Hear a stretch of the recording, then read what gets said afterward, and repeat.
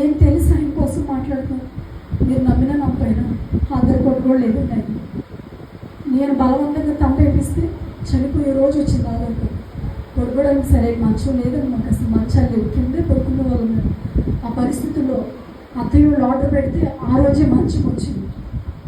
ఏది ఆయనకంటూ ఒక్క రూపాయి ఏది లేదు. ఆయన అనేవారు, సుమ సేవకుడికి వెనకాల చిరాస్తులు ఏమీ ఉండకూడదు, ఇక్కడ మరణిస్తే మన ఆస్తి ప్రభు అయి ఉండాలి అని చెప్పారు.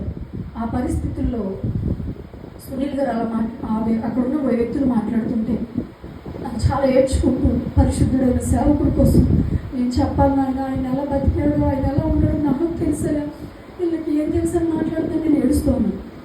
అలా ఏడుస్తుండగా ఈలోపు నా చెవుల నుంచి ఒక శబ్దం వినపడుతుంది. కానీ ఇది ఎవరు చెప్పినా విన్నా వినకపోయినా నాకైతే తెలియదు. కానీ నా ప్రభు నాతో ఉన్నాడని నాకు అర్థమైంది. ఆ పరిస్థితుల్లో ప్రభు నన్ను తీసుకోమంటున్న నిర్ణయం నాకు అర్థమవుతుంది. నా దైవజనుడు ముగించిన సేవ పరిచయం నువ్వు చేస్తావా, నా దైవజనుడు ముగించిన సేవ పరిచయం నువ్వు చేస్తావంటే అప్పటికే నా బంధువుడు నా మేనత్త కూతురు వచ్చి హైదరాబాద్ నుంచి వచ్చి తను ఒకటే మాట్లాడింది, అత్త నువ్వే విధవరాలంటే నీ కూతురు చిన్న వయసులో విధవరాలు చేసి ఈ సేవ ఏంటి, అడుగు ప్రజలేంటి, ఒక్క నిమిషం దాన్ని ఇక్కడ ఉంచొద్దు, బట్టలు సర్ది తీసుకొని వెళ్ళిపోదామంటే ఇక అలా మాట్లాడుతున్న పరిస్థితుల్లో దేవుడు నన్ను తీసుకోమంటున్న నిర్ణయం, ఒకే మాట నన్ను ప్రేరేపిస్తున్న విషయం, అలా నా దైవజనుడు ముగించిన సేవను చేస్తామంటే గట్టిగా అరిసి చెప్పాలనిపించింది అంతమంది ప్రజలు. కానీ నాకు అవకాశం లేదు ఆ పరిస్థితుల్లో. కానీ నా ఎదురుగా ఒక సేవకుడు మాట్లాడతాడు. అన్నతో ఒకటే చెప్పాను, అన్న ప్లీజ్ ఒక్కసారి మైక్ ఇస్తారా అని అన్నాను. ఇక్కడేం మాట్లాడతానమ్మా ఇప్పుడు నువ్వు అని అన్నారు. అన్న ఒక్కసారి మాట్లాడతానన్నా అని చెప్పి తీసుకున్నాను. తీసుకున్న తర్వాత నా శక్తి కాదు, నా బలం కాదండి, అది దేవుడు ఇచ్చిన శక్తి తప్ప నేను ఏమీ చేయలేదు. ఆ పరిస్థితుల్లో నేను ప్రభు కోసం తీసుకున్న ఒక్క నిర్ణయం, నా అన్నవాళ్ళ కోసం నేను తీసుకున్నాను. నేను ప్రభు కోసం తీసుకున్న నిర్ణయం సునీల్ గారికి ఇచ్చిన ప్రమాణం నేను మర్చిపోలేదు. అప్పుడు నేను అక్కడ ఉన్న వాళ్ళతో అందరితో చెప్పిన అత్తయ్య మామయ్య అందరూ ఉన్నారు. చాలామంది ప్రజలు విస్తారమైన జనం అక్కడికి వచ్చారు. వాళ్ళందరి వైపు చూస్తూ వాళ్ళందరికీ నమస్కారం చేస్తూ దేవుడు ఒక నిర్ణయం తీసుకోమన్నాడు. అదేంటంటే నా దైవజనులు ఏం సేవ చేస్తామని చెప్పి నన్ను దేవుడు తీసుకోమన్నాడు. నేను చెప్పిన ఒక్క మాట, ఒకే ఒక్క మాట చెప్పాను.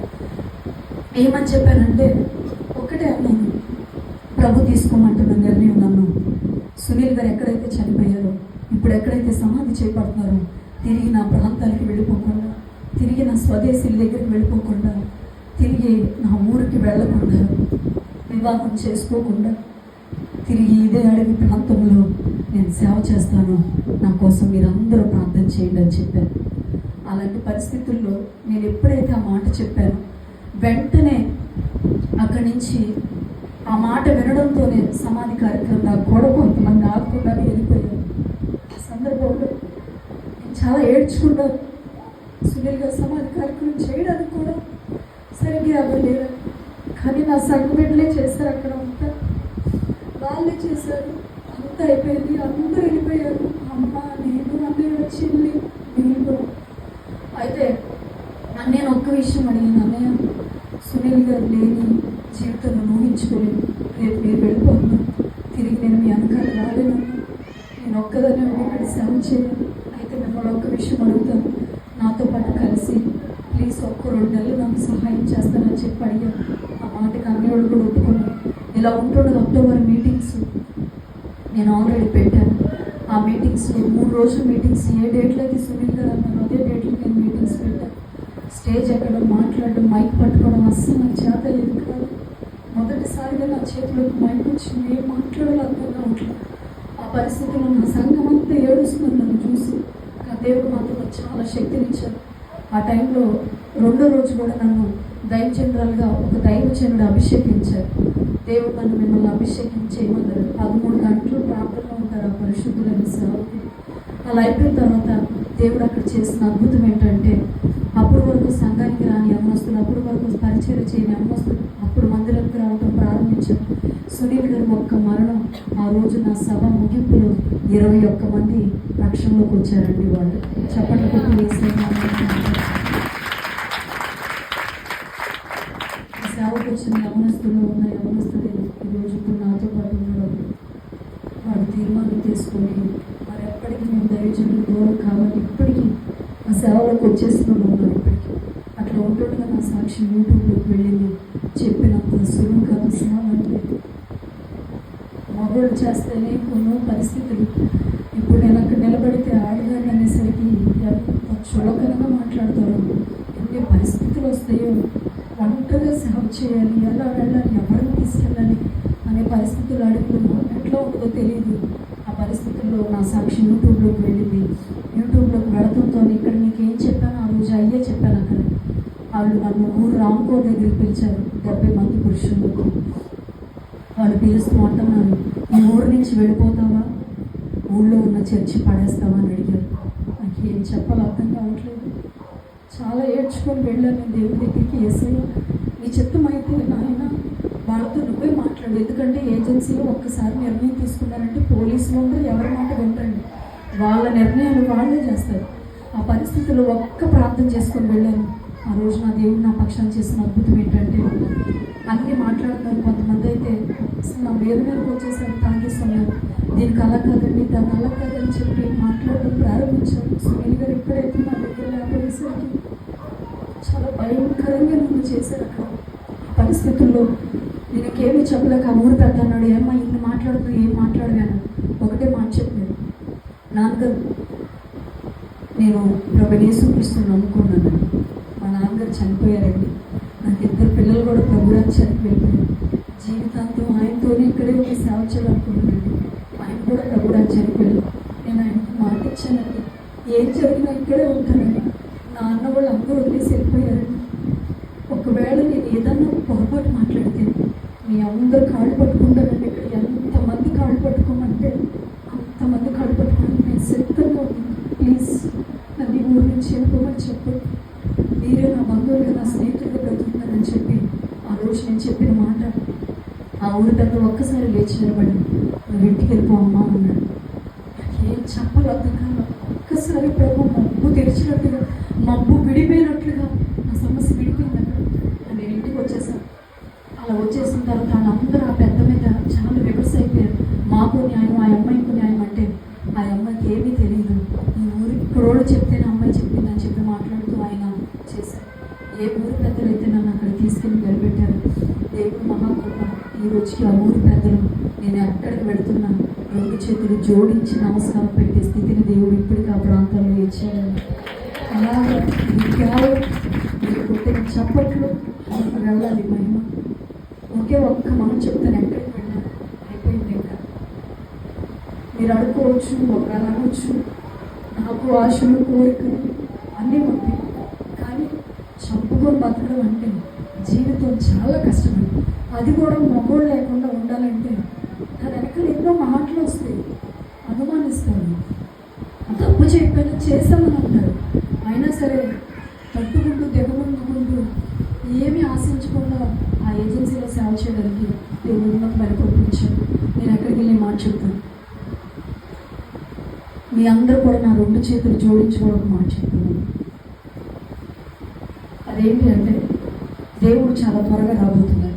రేపు ఏం సంభవించడం మీకు తెలియదు. దీపం ఉండగా నీళ్ళు చక్కబెట్టుకున్న దేవుడు అందుకే చెప్పాడు, ఏ పరిస్థితులు వస్తుందో మీకు తెలియదు, కానీ ఆత్మీయ విషయాల కోసం మీరు ఏడుస్తూ, ఆత్మీయ విషయాల కోసం అయ్యా నీ చిత్తమైతే నన్ను నీ రాజ్యంలో చేర్చుకోమని మన మటుకు మనం సిద్ధపడితే, ఎవరికి నీ మటుకు నువ్వు సిద్ధపడి ఇతరులను రక్షించుకోగలిగిన వ్యక్తిగా నువ్వు ఉంటే, మొదట ఆయన నీతిని రాజ్యాన్ని వెతికితే తప్పకుండా దేవుడు ఆ కృపనిస్తాడు. ఇన్ని చెప్పగలిగి నేను ఒకే మాట చెప్తాను, లోకంలో ఉన్నవాడి కన్నా నాలో ఉన్నవాడు గొప్పడు. ఆ గొప్పోడే సుమనతగా పిలువబడిన నన్ను పిలుచుకుని నిలబెట్టుకుని వాడుకున్నాడు తప్ప కానీ నాలో ఏ యోగ్యత అర్హత లేదు ఆ సేవ చేయడానికి. సమస్త ఘనత మహిమ ప్రభావాలు ప్రభువైన యేసయ్యకి మాత్రమే కలుగును గాక. ఒక్కసారి లేచి నిలబడితే చిన్న ప్రార్థన చేసి నేను వెళ్ళిపోతాను. దయచేసి చిన్న బయటకు వెళ్ళొద్దు. సాతాను చెప్పే ఒకే ఒక్క మాట, అంతా వినేసిన తర్వాత బయటికి వెళ్ళిపో అంటది. ప్రార్థనలో కూర్చోనివ్వదు. దయచేసి 2 చేతులు జోడించి, మీకు స్వరం ఉంటే గొంతుకుంటే నోరు తెరిచి ప్రార్థన చేయండి.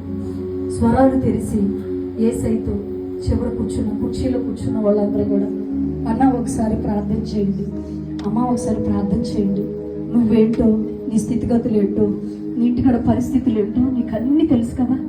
దయచేసి ప్లీజ్ ప్రార్థన చేస్తారో నోరు తెరిచి ఒక్కసారి నోరు తెరుస్తావా? చెప్పు నీ వేదన, నీ బాధ, నీ స్థితిగతులు. ఉండాలని ఎంతో ఆశపడుతున్నావు కానీ ఉండలేని పరిస్థితులు. ప్రభు నిన్ను ఎంత ప్రేమిస్తున్నాడంటే ఎంతో మంది నీ కళ్ళు ఎదురుగా చనిపోతున్నా నేను ఇంకా బ్రతికిస్తున్నాడు దేవుడు. ఏ మంచి చూశాడమ్మా మనలో, ఏ భాగ్యం చేసుకుంటే ఇలాంటి గొప్ప దేవుడు మనకు దొరికాడు, ఇలాంటి పుణ్యాత్ముడు మనకి దొరికాడమ్మా. అది నా కుటుంబానికి త్రోవ పక్కన కూర్చున్న గుడ్డుడు ఒక మాట్లాడాడు. కళ్ళు లేని ఒక ఆయన ఒక త్యాగేశాడండి గట్టిగా, దావీదు కుమారుడా యేసు నన్ను దాటిపోతాయా అని ఒక మాట అడిగాడు.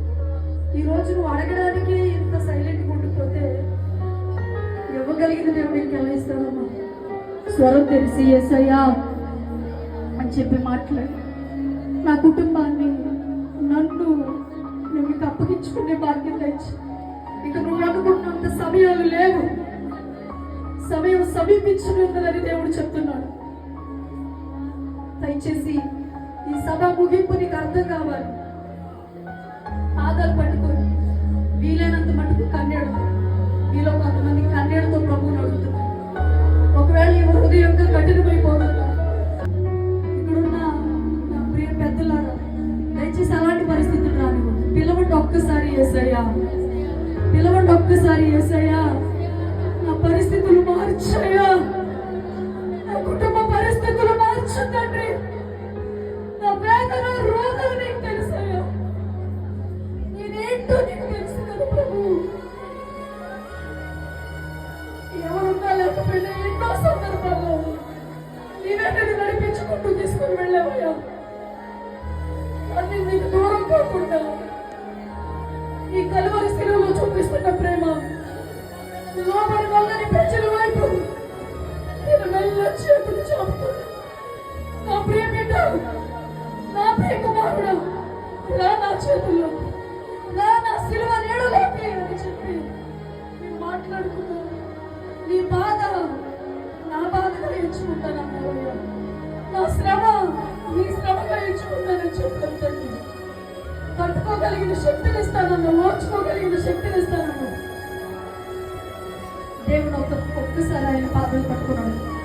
నా జీవితంలో ఎన్ని ఒంటరి పరిస్థితులు వచ్చినాయి, నిలబడడానికి ప్రభు కృప ఇవ్వకపోతే, నిలబడడానికి ప్రభు శక్తి ఇవ్వకపోతే, మీలో చాలా మంది ఒంటరి జీవితాలు ఉన్నా సరే రొమ్ముడు కొట్టుకుంటూ కన్నీళ్లతో వ్యాధులతో నా తండ్రి నా యేసయ్య నువ్వు దాటి వెళ్ళొద్దయ్యా అని చెప్పి నువ్వు చేసుకున్న ఒక్క సమర్పణ, నువ్వు ప్రభువుకి అప్పగించుకున్న ఒక్క మాట నీ చరిత్రను మార్చింది, నీటి పరిస్థితులు మార్చలేడు దేవుడు.